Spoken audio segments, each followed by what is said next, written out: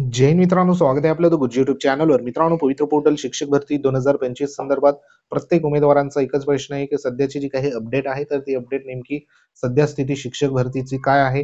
त्याच्यामध्ये जे काही पवित्र पोर्टल रजिस्ट्रेशनचा टॅब आहे तर तो टॅब नेमका कधीपर्यंत सध्या बघा अवेलेबल होऊ शकतो. तसंच जे काही वेकेन्सी असणार आहे तर त्या वेकेन्सी संदर्भात नेमकी सध्याची स्थिती काय आहे. तसंच एक महत्वाचं आहे, या ठिकाणी माननीय कोर्टाने देखील सध्या एक आदेश देण्यात आला आहे जो काही एसओपी संदर्भात, तर ते देखील आपण ह्या व्हिडिओच्या माध्यमातून बघणार आहोत.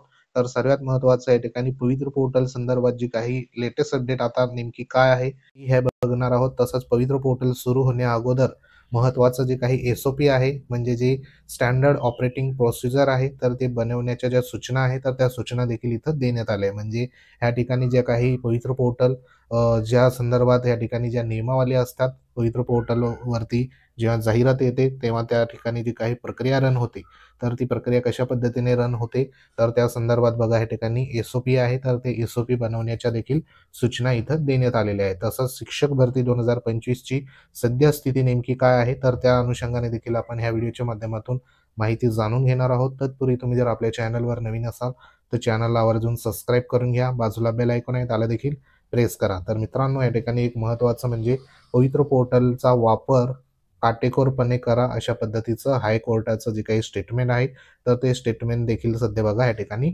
आलेलं आहे. कारण पवित्र पोर्टल या ठिकाणी कार्यान्वित नसल्यामुळे जो काही इतर जे सध्या बघा या ठिकाणी शिक्षकांच्या नियुक्त्या होत्या तर त्या नियुक्त्या त्या ठिकाणी होत होत्या, त्याच्यावरती महत्त्वाचं या ठिकाणी हायकोर्टाने जो काही निर्णय आहे तर तो निर्णय म्हणजे पवित्र पोर्टलचा वापर काटेकोरपणे करण्याच्या अनुषंगाने इथं बघा देण्यात आलाय. त्याच्यामध्ये एसओपी तयार करण्याच्या ज्या काही ह्या ठिकाणी निर्देश आहेत तर ते निर्देश या ठिकाणी देण्यात आले. आता एसओपी म्हणजे सर्वसाधारण जे काही शिक्षक भरती पवित्र पोर्टल मार्फत सध्या या ठिकाणी होत असते, तर त्या पवित्र पोर्टल मार्फत जी काही स्टँडर्ड ऑपरेटिंग प्रोसिजर असते, म्हणजे ह्या ठिकाणी ज्या सूचना असेल, नियमावल्या असेल तर त्या नियमावल्या तयार करण्याचे जे निर्देश आहेत तर ते निर्देश देखील या ठिकाणी देण्यात आले. आता ह्याच्यामध्ये सविस्तर बघा इथं सांगितलेलं आहे की ही जी न्यूज आहे तर ती न्यूज लोकमत न्यूज नेटवर्कमध्ये देखील इथं आलेली आहे. ह्याच्यामध्ये एसओपी तयार करण्याचे दिले राज्याला निर्देश. त्याच्यामध्ये बघा काय म्हटलेलं आहे की मुंबईची न्यूज आहे, शिक्षक भरती प्रक्रियेसाठी राज्य सरकारच्या पवित्र पोर्टलचा काटेकोरपणे वापर करण्यावर भर द्यावा.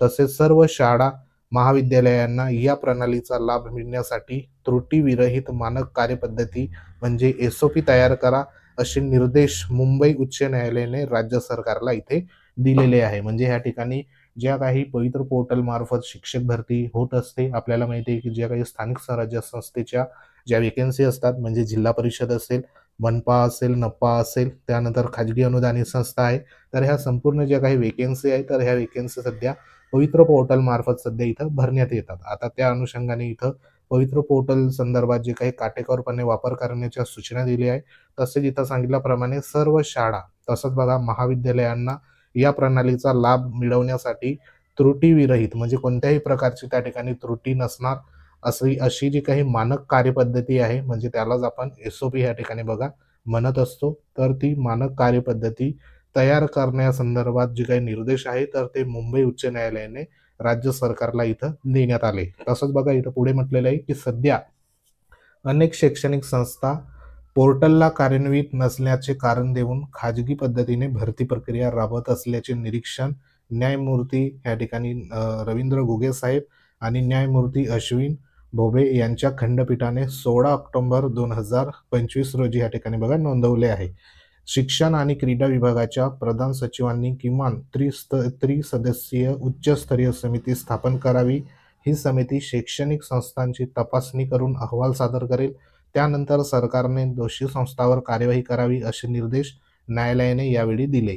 तसेच पवित्र पोर्टल कार्यान्वित राहील याची खात्री करून संस्थांना लॉग इन आयडी उपलब्ध करून द्यावेत असे देखील बघा या ठिकाणी आदेशामध्ये म्हटलेलं आहे. तसंच पुढे काय म्हटलं आहे की ह्याच्यामध्ये राज्य सरकारला ह्या ठिकाणी बघा फटकारले आहे. त्याच्यात काय म्हटलेलं आहे की जिथे शिक्षण अधिकाऱ्यांची शिल्लक शिक्षकांची यादी वेळेत न दिल्यामुळे संस्थांनी खाजगी भरती केली अशी अनेक प्रकरणे आमच्या समोर आहेत. अशा अधिकाऱ्यांवर जी काही कार्यवाही असेल तर ती करावी.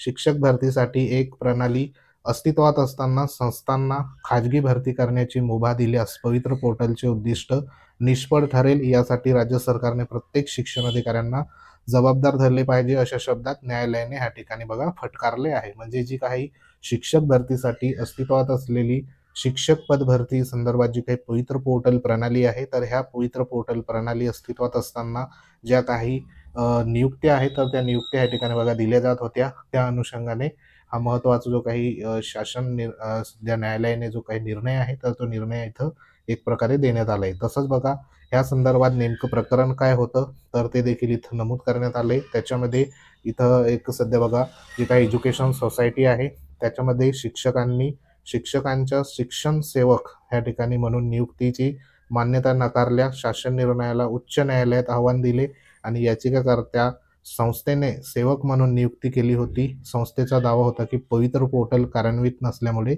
भरती प्रक्रिया खाजगी पद्धतीने पार पाडावी लागली. अशा पद्धतीचं या ठिकाणी जे काही स्टेटमेंट होतं, तर ते स्टेटमेंट होतं. आता ह्याच्यामध्ये सरकारचा दावा काय होता, की इथं बघा सांगितल्याप्रमाणे की पवित्र पोर्टल हा शिक्षक भरतीचा अधिकृत आणि प्रणालीबद्ध प्लॅटफॉर्म उपलब्ध आहे. तर आपल्या सगळ्यांना माहिती आहे की 2017 पासून जे काही पदभरती होत आहे, शिक्षक पदभरती 2017ची पदभरती देखील पवित्र पोर्टल, त्यानंतर 2022ची जी काही पदभरती होती त्याच्यामध्ये देखील पवित्र पोर्टल जी काही पदभरती आहे, तर त्या पदभरत्या सध्या बघा इथं झाल्या होत्या. खास करून 2022ची पदभरती पवित्र पोर्टलमध्ये या ठिकाणी बघा राबवली गेली आणि एक महत्त्वाचा जो काही शिक्षक भरतीचा अधिकृत प्रणाली प्लॅटफॉर्म सध्या या ठिकाणी उपलब्ध आहे. तसेच याचिकाकर्त्या संस्थेला लॉग इन ID दिला होता, तरीही संस्थेने प्रणाली दुर्लक्षित करून भरती केली. 2017च्या निर्णयानुसार खाजगी शिक्षण संस्थांनाही शिक्षक भरती पवित्र पोर्टल मार्फतच करावी लागेल. परंतु या संस्थेने गेल्या बघा इथं देण्यात आलंय की प्रणाली भरती केलेली नाही, असा सरकारच्या वकिलांचा इथं दावा होता. म्हणून शिक्षक भरतीची जी काही प्रक्रिया आहे, तर ती प्रक्रिया पवित्र पोर्टल मार्फतच या ठिकाणी बघा व्हावी. त्या अनुषंगाने जे काही स्टँडर्ड ऑपरेटिंग प्रोसिजर आहे, म्हणजे SOP मानक कार्यपद्धती आहे, तर ती सध्या या ठिकाणी बनवण्याच्या ज्या काही सूचना आहेत, तर त्या सूचना इथं देण्यात आल्या आहेत. जेणेकरून भविष्यात होणारी जी काही 2025ची पदभरती आहे, तर ती पदभरती देखील नियमाने आणि या ठिकाणी त्रुटीविरहित जी काही भरती प्रक्रिया असेल, तर ती पवित्र पोर्टल मार्फत संपूर्ण इथं व्हावी. त्या अनुषंगाने हा एक महत्त्वाचा जो काही निर्णय आहे, तर तो निर्णय सध्या बघा इथं देण्यात आला आहे. म्हणजे एक प्रकारे SOP आहे, तर या ठिकाणी बघा तयार होईल आणि त्या अनुषंगाने इथं त्याच्यामध्ये जे काही वरिष्ठ जे काही सध्या बघा त्रिसदस्यीय उच्चस्तरीय समिती असेल, तर ती देखील स्थापन होणार आहे. त्या अनुषंगाने जी काही पुढील कार्यवाही असेल, तर ती कार्यवाही इथं सध्या होणार आहे. तर हा एक महत्त्वाचा जो काही आदेश आहे, तर तो आदेश शिक्षक भरतीच्या अनुषंगाने इथं बघा देण्यात आलेला आहे. आता संपूर्ण जी काही पदभरती आहे, तर त्या पवित्र पोर्टल मार्फतच सध्या बघा इथं होणार आणि जेणेकरून त्या ठिकाणी